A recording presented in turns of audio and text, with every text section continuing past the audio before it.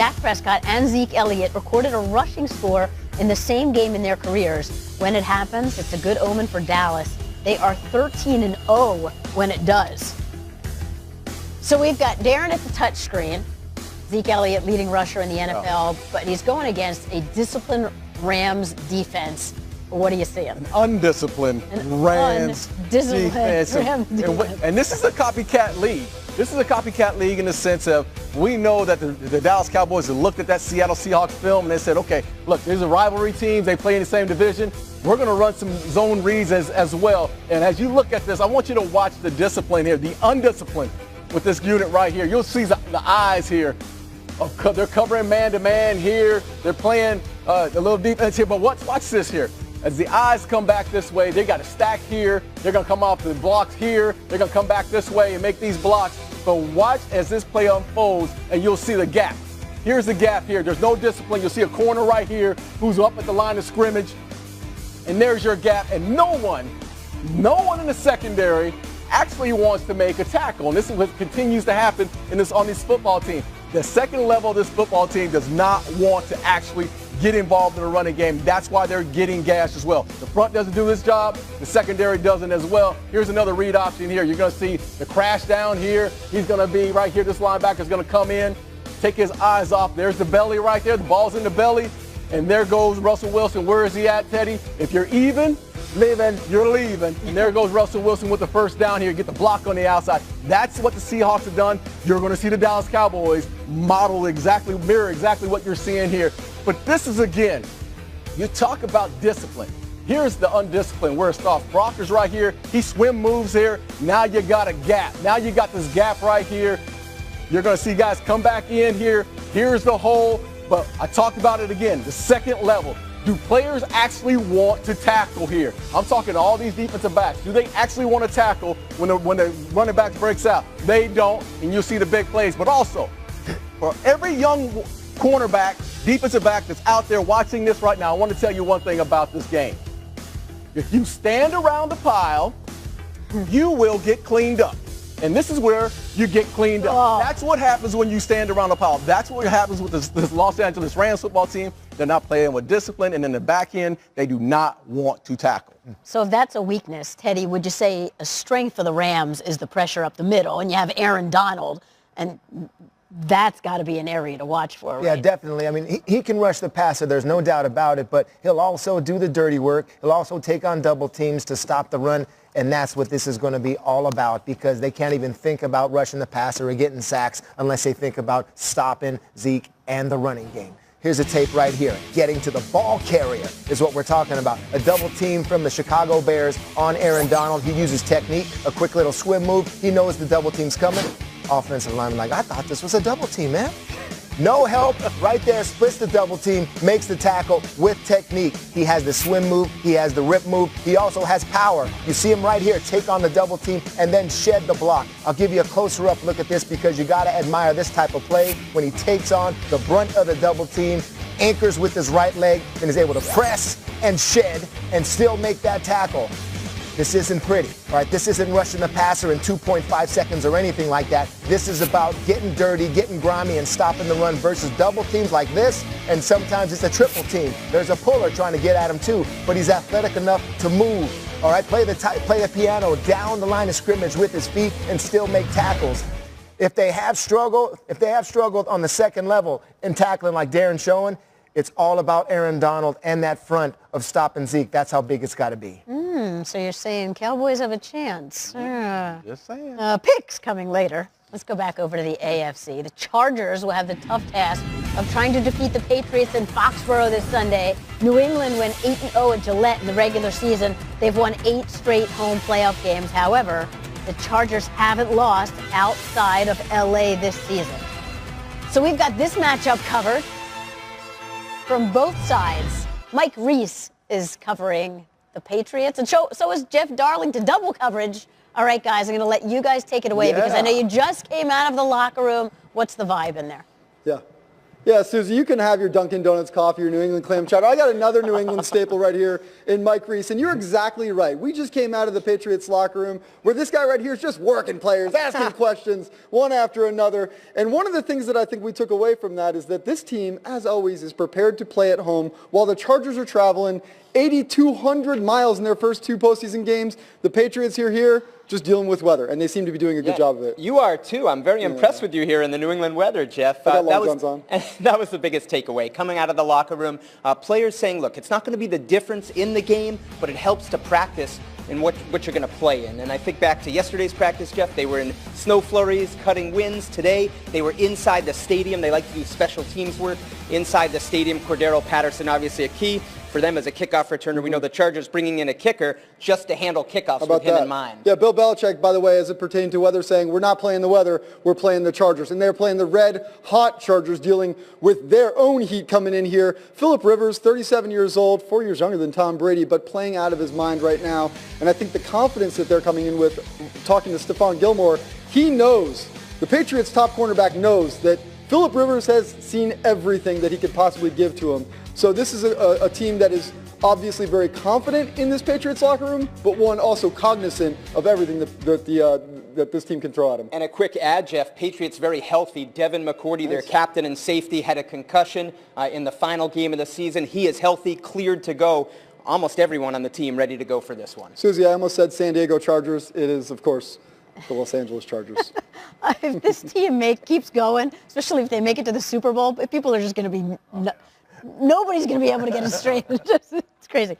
All right, so they talked about health. The Chargers, meantime, had to go back and forth across the country, which no matter how great the flights are, it's still got to take its toll. So, Teddy, let's start with this. The Patriots pass rush, 30 sacks, second lowest in the NFL. And Phillip Rivers, last week against the Ravens, I thought he was amazing fighting that pressure. How do you see this playing out? Well, to get that pressure against a quarterback, Susie, that you know in Phillip Rivers, he's going to be right there in the pocket, stationary.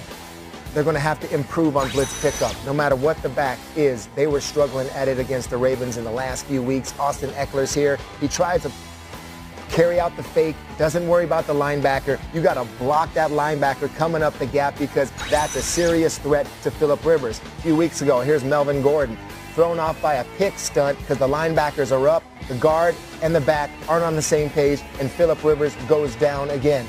This is what they do so well at the New England Patriots. They have Van Noy, they have Hightower, they use timing, they blitz the back. They come fast, they're big, they're strong linebackers, very similar to the Baltimore scheme. You got them all up on the line of scrimmage, they'll do that too. The back misses the pick up there, Van Noy gets the sack. Hightower, you'll see him on a delay blitz. Van Noy, he covers the back this time, but then Hightower, a little delay blitz coming around. So these linebackers for the New England Patriots who have struggled getting there with their front four, the linebackers have to come up big and attack those backs in pass protection. Right, so let's hit this at each different level and keep an eye on the Patriots defensive backs on Sunday. According to Next Gen Stats powered by AWF, the Pats defensive backs use press coverage on 35% of targets, 11th highest in the NFL. But when they've pressed wideouts this season, they've allowed the fewest yards per attempt and the second fewest catch rate in the league. Darren, the Patriots will have to rely on their secondary. So why is press coverage the key? Because it's about Stephon Gilmore, and it's about getting you off your route and basically disrupting the timing between the quarterback and the wide receiver. And Next Gen will show you here, as you see Stephon Gilmore up top. We talk about winning at the line of scrimmage. This is how you win. He has 2.48 yards of cushion right now, pre-snap. You want to stay over the top. Mike Zimmer used to always coach us this way. Stay over the top. That's a win. If you're staying over the top, they can throw the back shoulder fade, but if they're not going to get vertically and make the big play on you, that's a win. 2.57 cushion before the pre-snap.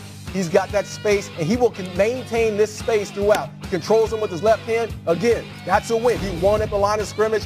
Now he's just finishing the playoff. That's what Stephon Gilmore does extremely well. Now on the backside, San Diego Chargers, they love it when you play off. 9.9 yards, 9 yards off right now. You want to play 9 yards off? Well, I'm going to tell you what we're going to do. We're going to double move you to death out there on the back end because we know you got coverage here. Phillip Rivers does a great job of buying time, shuffles to the left there. That's a loss now. You're leaving. You were even. You're really leaving there. So that's one of those big situations on the outside that we're seeing Next Gen show you. if you're above and you got cushion and you're on top, you usually win those. But the big plays come when you start to trail and you're running behind. More number to support his point. Chargers wide receivers caught 50% of their passes in the regular season, thrown 20-plus yards downfield when defenders were off coverage. That was tied for the third highest rate in the NFL. It's a great route runners on the outside. And press coverage now, as the team the Chargers beat last week made a significant move. Ravens quarterback Lamar Jackson has a new offensive coordinator. The Ravens promoted Greg Roman to replace Marty Morningway as offense coordinator. That happened on Friday. Coming up on NFL Live, bold predictions. You guys just weighed in. Patriots, Chargers. Guess I'm going to take it just a little bit further. Yeah. All right. Stay right there. You get cash. Down at Arrowhead, we welcome in Dan Graziano, who is enjoying the lovely weather in Kansas City. Dan, we know it's a great matchup of quarterbacks, Luck, Mahomes, but why could Mother Nature play the biggest part? Yeah, so as you see behind me, it's kind of gross right now. It's been kind of a rainy, slushy kind of day. Within the next couple hours, it's supposed to change to snow. It's supposed to snow all night and into tomorrow and really throughout the game, although the chance of precipitation drops a little bit. It could just be flurrying throughout the game. Might look nice on TV. Be interesting to see whether it affects warm-ups, because that pregame warm-up is such a big part, as everyone knows, of what Patrick Mahomes has done this year. You know, he goes through an intricate preparation routine, so you wonder if they'll be able to do that. They'll have a tarp on the field, and obviously the paramount issue will be keeping the field playable for the game. So we'll follow that obviously leading up to the game tomorrow. But in terms of Mahomes, you know, I was talking to his center, Mitch Morse, yesterday, and we were talking about the weather, and we were talking about how confusing the Colts' defensive front is. And I said, and with your young quarterback, and he cut me off. He said, our young quarterback is not like other young quarterbacks. And that was kind of it. The Chiefs kind of feel like this guy can handle whatever is thrown at him, whether it be the Colts' defense, whether it be the weather, whether it be playoff pressure. That's the mentality they have with Patrick Mahomes heading into this game. Yeah, it's true. Nothing's been too big for him so far. Okay, Dan? Thanks so much for the report from Kansas City. Let's continue talking about this game. Saturday's matchup features a really good battle in the trenches with the Colts O-line and the Chiefs D-line. According to ESPN pass block metrics using NFL next-gen stats, the Colts have held their blocks at the fourth highest rate since week 6, but the Chiefs have beaten their blocks at the best rate in the league since their bye week. So, Teddy, something's got to give. And all-pro guard Quentin Nelson has really set a tone for this Colts O-line. They are nasty. Yeah, really turned it around for the Colts offensive line, Susie. But it's so much more than just Quentin Nelson when you're blocking a front like the Kansas City Chiefs. I'll show you how they worked so well together against the Texans last week. And this is Quentin Nelson and then Anthony Costanzo, the left tackle. So we'll start on this left side here. And what you have is a game where Watt's coming up, Clowney's coming under, but you see this pass right here where you still are able to get the one-on-one blocks and then keep Andrew Luck free right there. So you pass it off pass rush games, keeping Andrew Luck clean. And so let's go to the other side in Braden Smith and Mark Glowinski. And what you'll have there is Glowinski helps on this side here, but then he sees how we got a one-on-one block here, looking for work. He looks for work here and then helps and gets that double team on J.J. Watt and helps his friend, his right tackle, Smith. But now the center, you can't leave the center out because he makes all the calls. He's like the MVP of the offensive line, and that's Ryan Kelly right here. He'll go solid on McKinney at the top, but he'll realize that McKinney is not rushing. He's going to drop back into coverage there, and then what he does is look over to his left, and this is what you call cleaning the pocket, helping out your left guard, clean the pocket, get out of my kitchen, right there, and then you have your quarterback in a place where he's not getting touched because no one can get there, so he can complete a pass deep down the field to T.Y. Hilton. It's so much teamwork. It's cleaning the pocket. It's looking for work. It's passing off pass rush games. Best in the business. The Colts are playing very well. Luck was totally clean last week, right? I mean, that's amazing how far this line is. It doesn't happen at this time of year. They're just playing so well. It's amazing. All right, let's roll into our bold predictions. And Teddy, you are first. All right, Eddie. Let's go to bold predictions. I'm going to go with the Los Angeles Rams and the Dallas Cowboys. I think Aaron Donald and the LA Rams come out fast. Donald stops Zeke. The Rams get out to a big lead, maybe 14-0, and then Aaron Donald is going to wreak havoc on Dak Prescott and get 3 sacks. That's my bold prediction. The run is stopped. Donald beats the double teams, L.A. Rams coming strong. I don't like your bold prediction. I don't like that at all. Listen, my bold prediction is going to be Patrick Mahomes. And I know it's cold and it's rainy, and we just saw Dan Graziano out there. It's going to be bad weather. Patrick Mahomes, with bad weather, 5 touchdowns. It's not too big for him. He will make the big plays. The excitement will be in Kansas City this week. 5 of them. Philip Rivers, he's thrown 3 touchdowns a couple times in his playoff career. There's also been a couple times where he had zip. 2 of those came against the Patriots. My bold prediction is Philip Rivers throws more touchdowns than Tom Brady this weekend. I don't like that bold prediction. And Hunter Henry scores more than Gronk. What? I'm just figuring I'd just double down. I'm just going all the way. All right, still coming here on NFL Live. It's Friday, and that means challenge. Challenge. Oh, Which one you going to get? That was lame. Come on. We'll step it up. Challenge. Pick up your game.